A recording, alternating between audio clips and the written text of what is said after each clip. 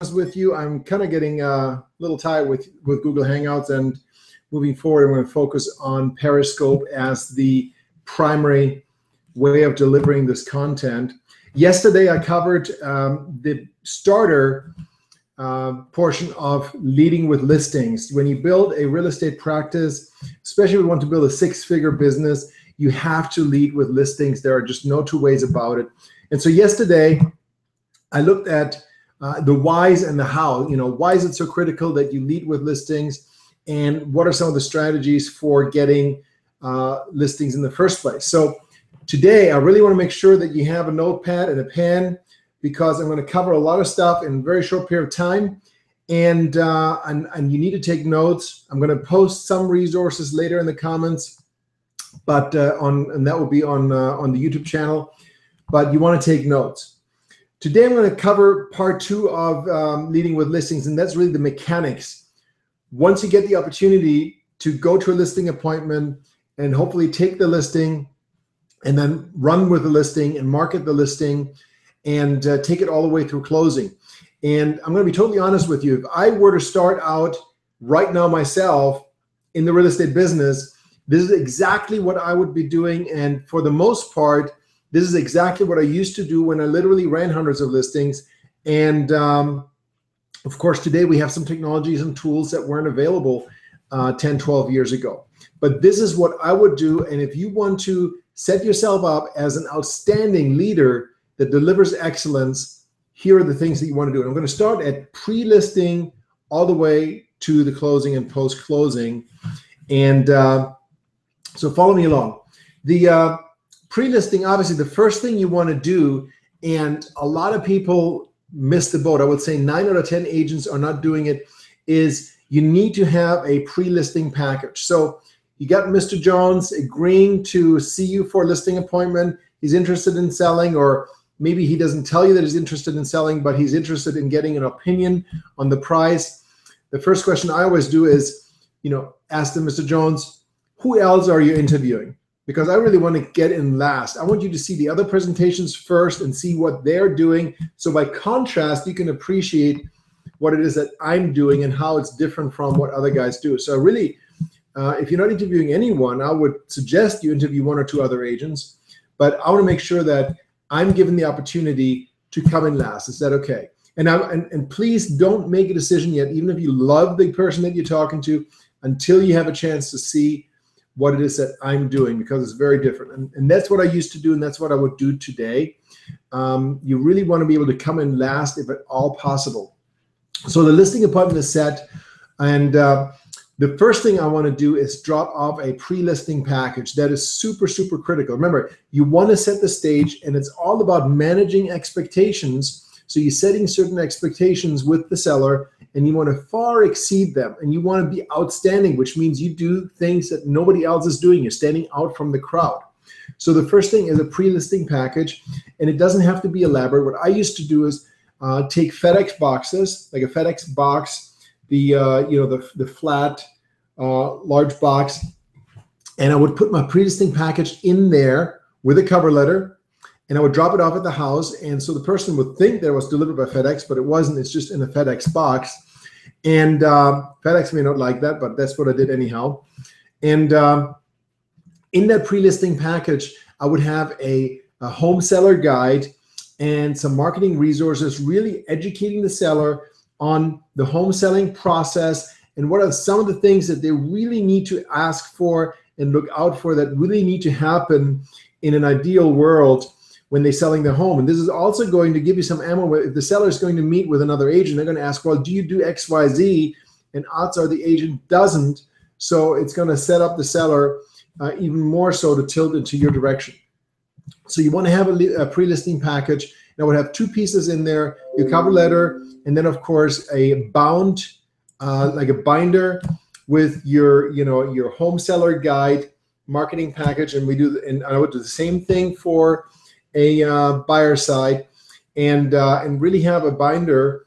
It could be either a spiral bound binder or it could be a 3-ring binder that you drop off at the house in the box the day before. So if your meeting is for tomorrow 5 o'clock, then get it dropped off today. Okay, so you want to have some of these packages ready, so you only need to set up the cover letter.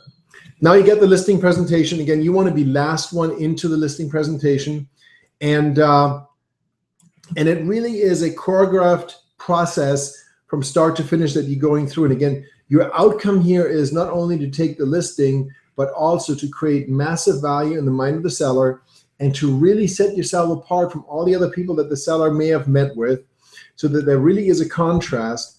And you want to create a wow experience so that the seller is going to be, leaving that encounter with an amazing kind of attitude towards you.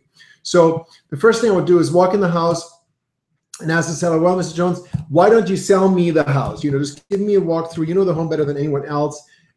Just show me the house and point out to me all the great things and just sell me the house. And I would do that before I do anything, before I sit down or talk to them about anything. And I'll take notes. And as I'm going through the house, I'm going to take notes also on the number of bedrooms, the number of rooms in general, the number of ceiling fans, things like that. And then, of course, we'll write down anything that the seller tells me. I would ask questions about, improvements that were made, the bathrooms, additions, updates, you name it. And I just, take tons and tons and tons of notes. Then we'll go to the kitchen table and sit down. And I'm going to say to the seller, let me explain to you, how a program works. Just give you an idea of how I work or how my team works. And in today's day and age, you want to get high tech. And that means not having a cardboard flipboard thing or, a paper thing, but you really want to ideally have a laptop. And some agents that are really savvy actually use multiple tablets. So when you're sitting down with Mr. and Mrs. Jones, you could put one tablet, like an iPad, in front of them, and you're on your tablet or your laptop, and using an application called Mighty Meeting, you can then drive the display on their tablet, so you don't have to huddle all together. If you don't have your laptop out with a nice big screen and have it positioned so that everyone can look at it. Now, your listing presentation really has to knock their socks off. If you don't have good graphic design on your listing presentation, you don't know how to do a PowerPoint, then pay someone. Go to elance.com or go to Fiverr or go to 99 Designs and have some people take your rough draft of the listing presentation and turn it into something that's visually compelling. Another thing you want to have is multimedia. It's really, really important. And you want to start thinking about that right now. What kind of multimedia, especially video, can you collect to be included in a listing presentation? So for example, do interviews on video with your cell phone, even with clients of yours, so they can give you testimonial. What did they think about the process? What did they like most, etc. Even with other agents, when you meet other agents, if you know a couple of agents that you have a great relationship with, ask them for a testimonial. And those are powerful things that you can weave into your listing presentation. Here are some of my clients. Here are some of the other agents think about me. And nothing is quite as powerful as a video. So audio is okay, video is great.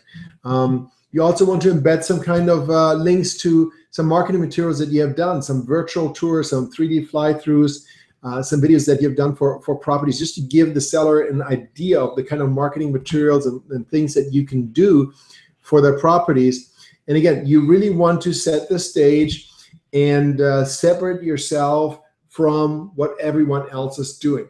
You also want to, again, build massive value. So instead of just saying, well, we're going to advertise on all these websites, one of my agents has a 69-point marketing plan that she goes through, and she's not even doing it very high tech. But just by having these 69 points, let me ask you this. The other agent that you met with, did they have a 69-step marketing plan? And even if they're doing all the same things, but they didn't preface it and present it and package it as a 69-step marketing program, you're going to stand out, way out. So you want to use that in your listing presentation. And then your market analysis and the value of the home should be at the very end. So you want to create massive value, and you want to get that seller so excited about working with you. We're like, oh my God, I want to work with that agent. I'm not even going to think about working with anyone else. What this guy's doing is amazing compared to anything else that I've seen. And so if you get the seller into that state of mind and ask some probing questions about, do you agree that this would be a great thing to do for your home, that this is what you need to do for your home, things like that to market it. When you sell the seller on wanting to work with you, then the value really becomes secondary, as opposed to the typical agent that walks in the door. The seller really wants to know, well, how much is my home worth? What can you sell it for? In the seller's mind, for some strange reason, if one agent says $280,000, another guy says, $295,000, they're going to go with the one that says $295,000 because they're getting an extra 15 grand, So bear in mind, most sellers are not sophisticated. They don't sell a ton of properties all the time. So you need to create massive, massive value. Hopefully, you will get the seller's agreement at that time and take the listing. And another advantage to being the last one in is that the seller doesn't have the excuse of, well, I still got someone else that I'm going to meet with. Well, you told me that I would be the last person in, right? So there, you take away every excuse for them to have to wait and see someone else. And so ideally, you're the last person and the seller will take the appointment or will sign the listing with you. Now let's talk about the listing process. And there are really 3 stages. You get the listing setup process, you got the listing marketing process, and then you have the whole contract to closing process. And on the listing setup process, it's so important, it's incredibly easy and painless for the seller, super professional and efficient, that you got all of your ducks in a row, that you're super, super prepared, and that you just come across in a very professional way. So the 2 things that are there are the paperwork and then other stuff, as I would call it.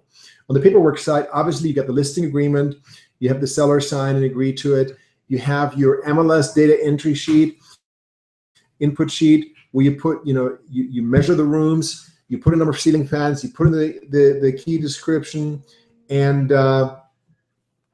you want to be able to have that form totally completed and then have the seller sign that. It's very, very important just for liability reasons, because what you advertise in the MLS, if there are some false information in there, if you're advertising that the living room is 12 by 28 and it's really 10 by 24, that could spell huge problems down the road. So you want to make sure that you get all the documents taken care of, all of the disclosures.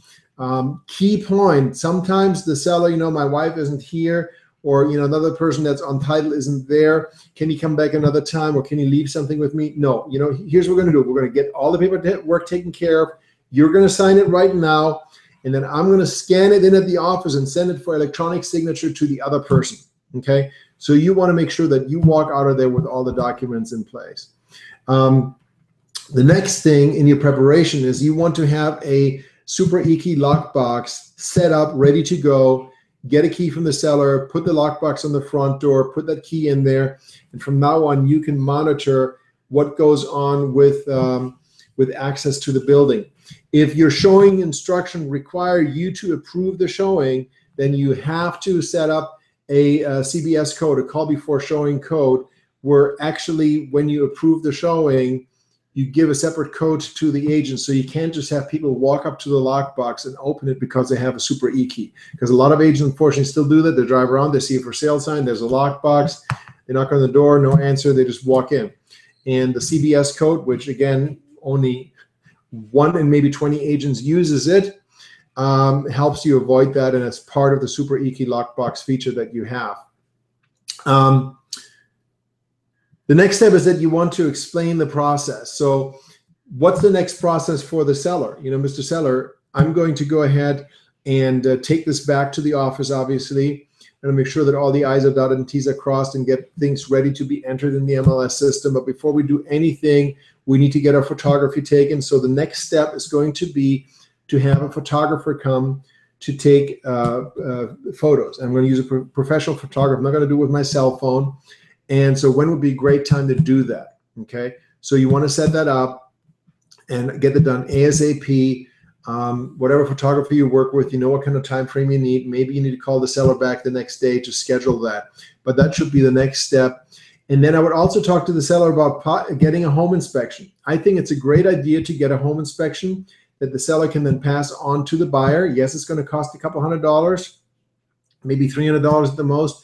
but it'll give the seller peace of mind that they know all the issues that are there. And if there's something that needs to be corrected, the seller can correct it. And usually the home inspector will do a re-inspection at no cost for the buyer to verify that these things have been done. And if you do it in conjunction with a home warranty that covers the seller, then the seller also has total peace of mind that, you know what, here an inspection was done. Now there's a home warranty in place. If anything else breaks that's covered by the warranty, then the home warranty is going to pay for it. And the seller doesn't have to worry about some other crap creeping up when the buyer does their inspection. Plus, you can provide a copy of the home inspection as part of the seller package. I'm going to talk about that in a minute. So talk about getting a home inspection done, or at least recommended. Obtain a copy of the survey if they have it. If not, see if you can hunt it down. Sometimes the city's office will have a record of surveys that were done and who did it, and you can then contact the surveyor and get a copy. Ideally, get a home warranty. With your photography, I mentioned professional photography. You may want to consider aerials, especially if your property is, let's say, over 300,000. Get an aerial shot thrown in, which is maybe $50. And then also, if you have a high-end property, like $1 million plus, you really want to get like a drone kind of video shot done in order to, you know, create the kind of marketing presentation that is expected of that type of property. Again, explain to the seller the process moving forward. We're going to take the photography. Once the photos are back, then we're going to put it in the MLS. And the reason is we don't want to do a half-assed job. And you need to know that too. You don't want to put some crappy pictures in the MLS just to get it quickly in the MLS, and then you're going to take photos and get better pictures later. Because the problem is, once the listing is in the MLS and List Hub starts to syndicate it and it gets pushed out to Zillow and other places, most of these, including Realtor.com, are not going to update the photos that you initially had on the listing. So they're going to grab the information from the listing, and until you get crappy photos, they're going to be crappy photos all over the internet, and you don't want that. So you're better off taking a week until everything is perfect to get going. Let's talk about the marketing process. You know, when you take a listing and you want to explain that to the seller, what I would do personally is I would be as aggressive as I can in my listing marketing, period, end of story. And that includes massive online activity as well as offline activity where I'm going to leverage the signage and so forth that I have. A great resource is a company called Prospect Plus. They have a program called GettingListingsSold.com. For $20 per listing, they're going to provide you with a whole slew of resources. They're going to design your just listing cards, flyers, brochures. They're also going to create a custom web page just for that property. They're going to give you a sign writer that has a QR code as well as a text messaging code, so people that drive by can actually text the code to a number and then get information back to their cell phone with a link to the property, and you get a notification of the lead with their phone number so you can call them, plus a ton of other stuff.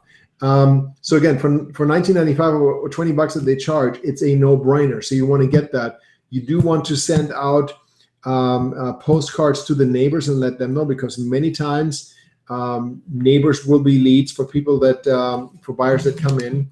As part of that package, they even provide business cards that you can have printed up. You know, you can print up maybe 50 or 100 that you give to the seller. It's going to have information about the property. It's going to have a QR code on there and a text message code for info. And so the seller can hand this out to people that are, you know, interested maybe in the home, or, you know, I got my home listed here, a couple of cards you hand out to people that you might know, and you never know what comes from it. So you can really create some viral marketing activity as part of that. Number two, you want to make sure that your listing is featured on Zillow and Realtor.com, and also on List Hub, that you have a List Hub Pro account so you get all of the intelligence coming back.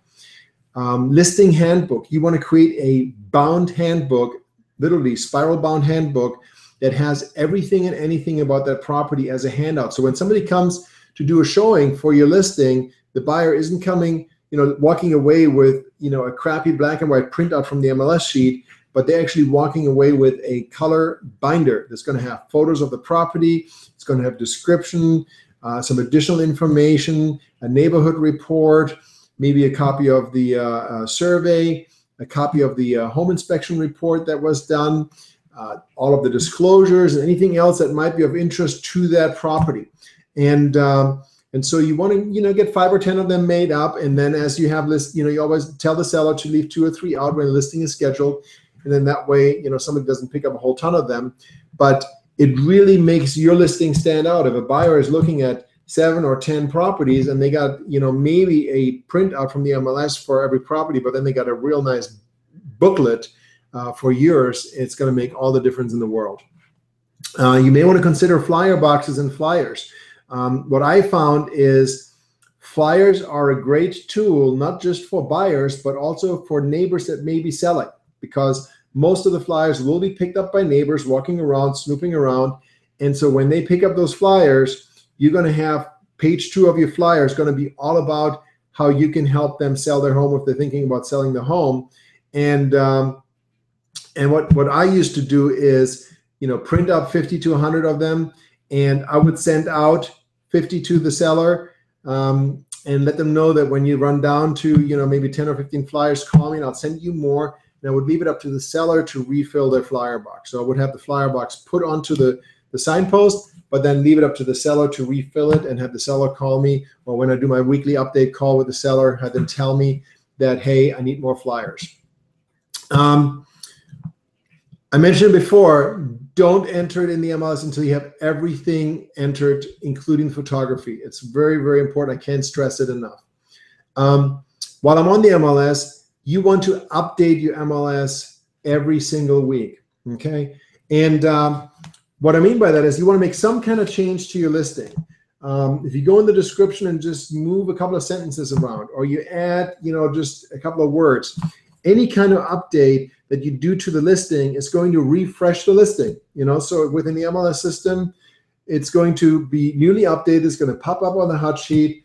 IDX websites that send out email updates, or even within the MLS system, Matrix MLS, for example, here, when a listing is updated, it doesn't matter whether it's a description or price change or something. Once it's updated, it's refreshed, renewed, and sent back out to everyone. So by updating your listings every single week, and you want to schedule every week just an hour to go in and update all of your listings, you are going to create massive additional exposure for your listing. So it's a little trick while we're on the subject of MLS. You want to promote on Facebook. And the way you promote on Facebook is that you post a link to your IDX website that has a lead capture function, and you post it on your business page, on your Facebook page, not your personal page, but on your business page, and then you can boost the post. The most important thing with boosting a post is that you create a custom demographic. So based on that property, if it appeals to older people or younger people or people from a certain area or people that are interested in golf or tennis, you can create very targeted lists within Facebook, and you can save them so you can reuse them for similar properties, and then boost the post only to those people. So you're going to have much, much better result in people coming through. And personally, I would boost every Facebook listing that I have at least once a month. And so you rotate them. So you probably end up, as you get multiple listings, once you have 5, 6, 7, 8, 9 listings, you're going to have 2 that are being boosted on your Facebook page. Direct mail, you definitely want to send out just listed cards to the neighbors. Again, number 1, it puts you in front of them with respect to them maybe thinking about selling.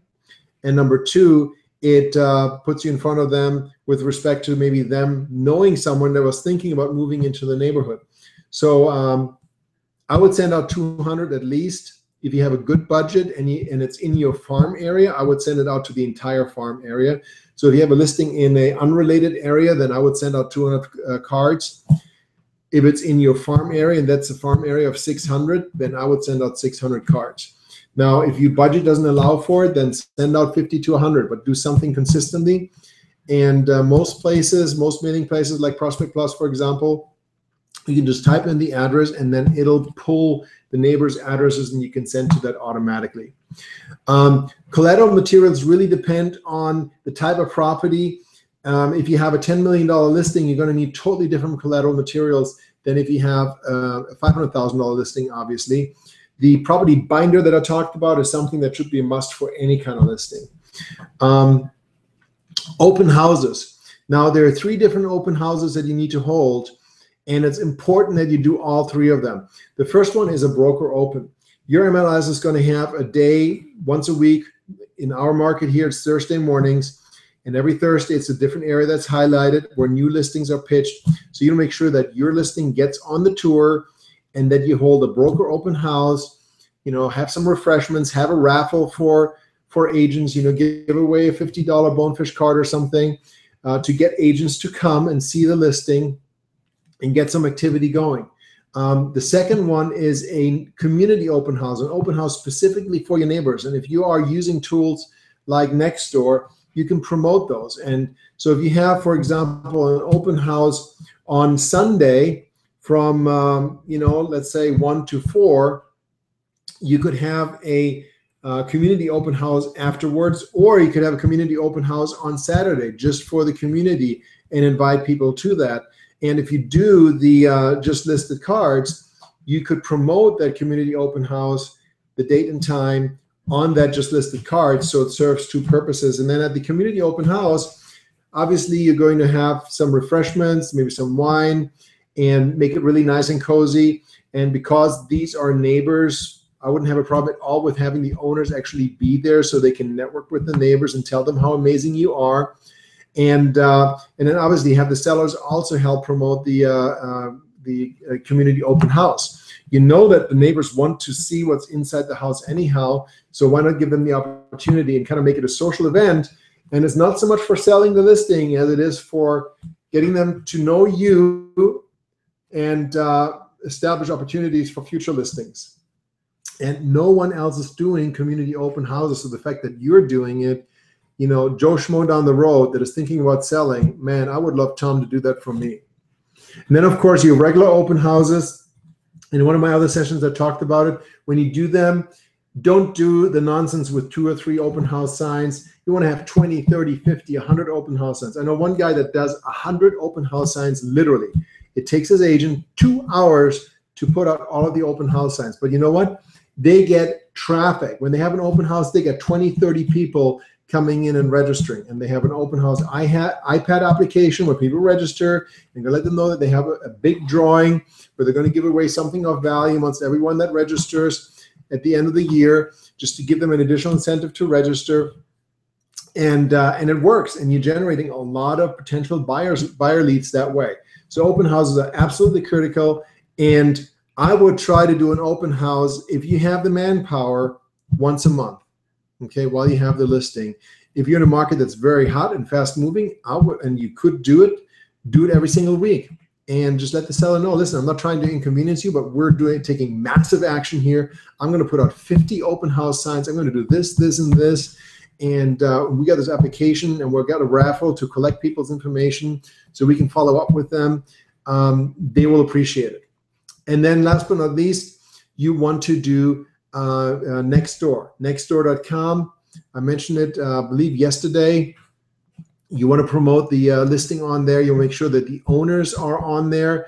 If it's a community that you're not in, then have the owners register and have the owners promote the open house events on there and the fact that their home is for sale. And you can just email the owner, text to copy and paste onto Nextdoor, since you wouldn't have access if you don't live in the community. But very, very powerful tool to use for marketing.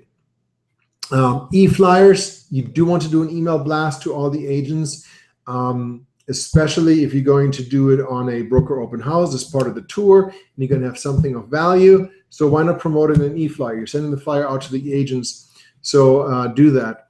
And then very, very, very important, number one, you want to make sure that you get showing feedback from agents. Most of the feedback systems will send out automatic emails to agents. A lot of agents ignore them.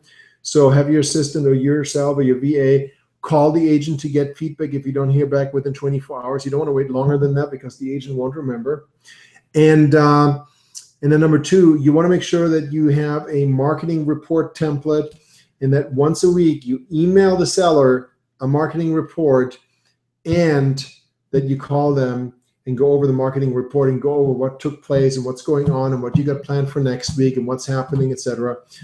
Very, very important. Also, if you use List Hub Pro, List Hub is going to send a online marketing report to the seller, letting them know about all the different traffic that the property got on different websites. So that takes us hopefully to an offer. And here is, again, an opportunity for you to shine. As a listing agent, you have leverage. You spend less time on a listing than you would with a buyer, but you cannot be lazy. Remember, you want to be exceptional and outstanding, and that doesn't compute well with being lazy. Okay, somebody calling you, they want to make an offer, and you say, "All right, just go ahead and email it to me," and then you call the seller and say, "Hey, I got an offer. I'm going to email it to you." That's being freaking lazy. Okay, I mean, if I was a home seller, I would never recommend an agent that does that. You got a $300,000 listing, you're going to make almost $10,000 on the deal, and you're too lazy to get in the car and actually present the offer in person. That's, to me, totally unacceptable. Okay, so how do you deal with offers? When somebody advises you they're going to send you an offer, have them email you the offer, and then say to the seller, provided they're in town, of course, so you know what, I've been advised by an agent that I'm going to have an offer, and when would be a good time for me to come by and sit down with you and go over the offer in person? Then we can discuss it and decide how we're going to respond to it, and go from there. So you want to do it in person, and you want to go to their home if at all possible. Now, if it's during business hours and they want to come to your office, great, meet them at your office, but I would do it in person if at all possible. Now, once you discuss about the offer and you decide, what's most important to the seller, then the next step is for you to call the buyer agent with the seller sitting there with you in the office, or you call them from their home on your speakerphone, on your cell phone, so the sellers can listen what you're talking to the buyer agent, and communicate to the buyer agent that you're going to counter on their offer. Just feel them out, find out what the situation with the buyer. Are they pre-approved? Are they pre-qualified? What's their timing? Do they need to sell something? And let the seller see that you're actually working for them, and then put together the counter offer and send it on to the buyer agent. So you really want to do that in person. Now, if it continues to go forth and back and forth and back and forth and back, then by all means you can do it over the phone. If the seller insists you do it via email or phone, then of course do it that way. But you want to offer to come over on the phone. Don't say, would you like me to come by in person, or just email it to you? Say, no, when would be a good time for me to come by in person? Okay. Make sure that all the documents are clean and neat. I would use e-signature whenever possible. It's just so much cleaner than printing things out and signing it and scanning it and faxing it. And make sure that you explain the entire process to the seller.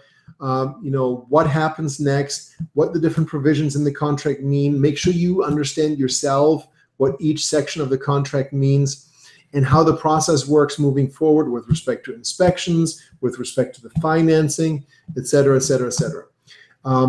Also, bear in mind that to the seller, the only thing in the end that matters is their bottom line. What's the cash they're going to get at closing.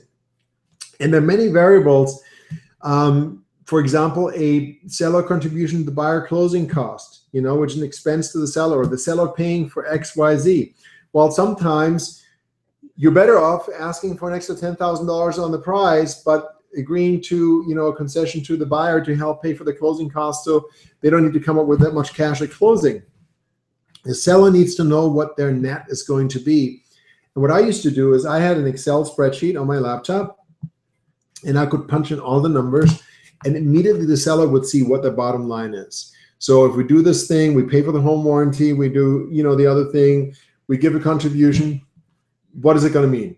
And so you want to be able to show to the seller that in real time. And again, it's all about creating that perception. You want to be uber prepared.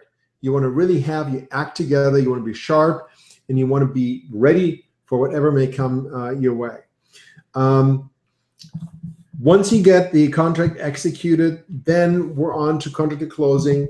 And the next thing I really have a big beef with agents is their failure to attend home inspections. You want to provide a high-touch service. Remember, you're in the final run now. You have this thing under contract. You're taking it to closing, And you don't want to be that agent that disappears and that is going to show up then at closing to get paid. You want to provide ultra high touch service at this point. I mean, you know you're going to get paid. So you, or at least your assistant, if you have one, needs to be at the home inspection, okay? If the seller wants to be there, great. But to tell the seller, hey, listen, the home inspection is going to be at 3 p.m. next Friday. You need to be there. That just does not work, okay? So you need to deliver high-touch service. You also need to coordinate with the lenders. You need to be one step ahead of everything. You don't need to have the seller guessing what's going on and have the seller make phone calls to the attorneys, to the title companies, to the lenders, trying to figure out what the heck is going on, or calling the buyer agent. You need to be ahead of that train. And again, it's all about creating exceptional service and presenting yourself as an outstanding agent compared to anything and everything else that's out there in the marketplace. I hate to say this as a broker, but most agents suck. They really do. It's disgusting. You know, Inman just had an article today about the big challenges and problems in our industry. And you know what? The problem is that this industry is so unprofessional. Most agents are so lazy, and they have no clue. They couldn't find their way out of a paperback. And you know, I know this may sound harsh, but it is the truth.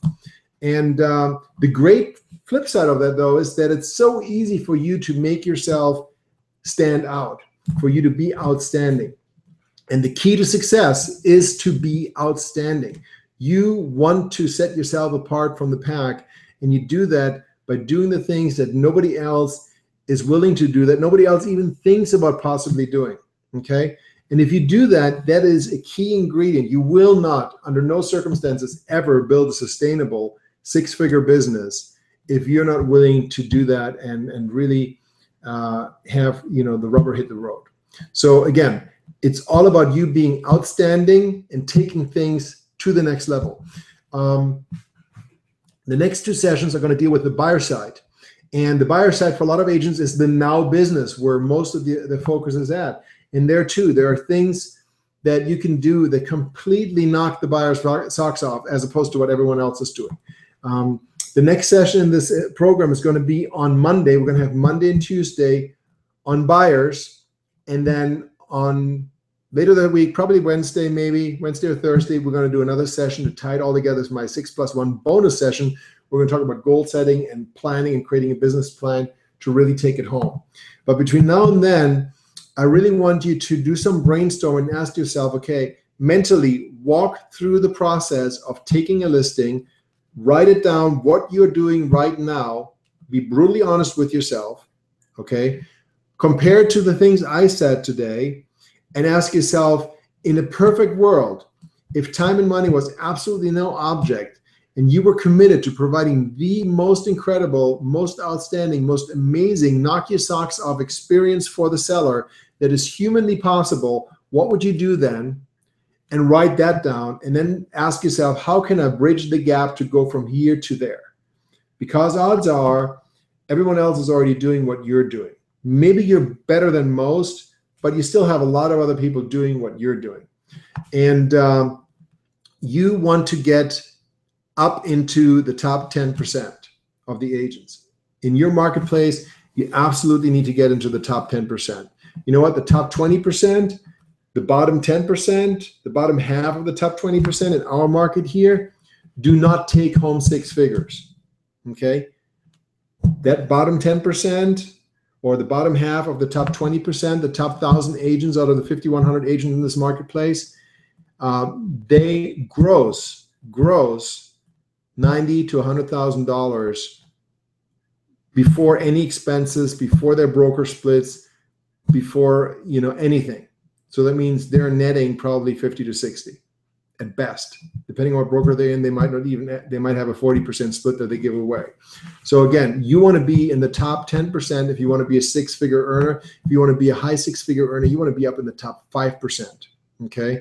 And so you need to do what 95% of the people in your market are not willing to do. I know I'm beating a dead horse here, but you know, it's really so easy to create success. The formula is very simple. You got to create more value than anyone else will expect and anyone else delivers. You need to be outstanding. You got to stand out from the crowd, you know. And many times it doesn't require huge leaps. You know, if you look at the Olympics, the guy that takes home the gold medal and the guy that's in number 10 or 15, many times it's just, you know, a fraction of a second that sets the people apart. But you got to stand out.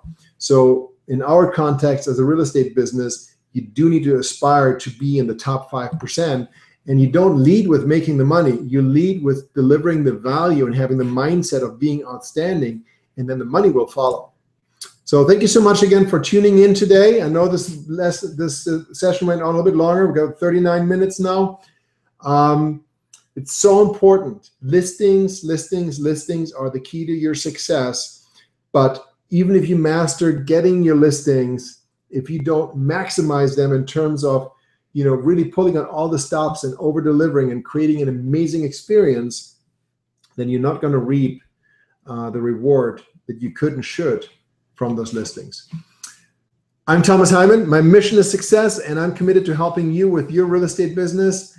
So keep tuning in. If you haven't subscribed yet on Periscope, go to www.periscope.tv, download the app on your phone, and then follow me at symbol Thomas Hyman. That's my Twitter handle. And I am committed to getting out at least one session a day of some sort. And some of them are shorter, just a couple of minutes, like my Real Estate Keys to Success Daily Minute. And some of them are longer, like this one here. So I hope to talk to you soon. And as always, if you have any questions or need anything, please feel free to contact me. Send me an email, text me on Facebook, send me a message on Twitter, and I'll be happy to help in any way, shape, or form. Thanks so much, and take care.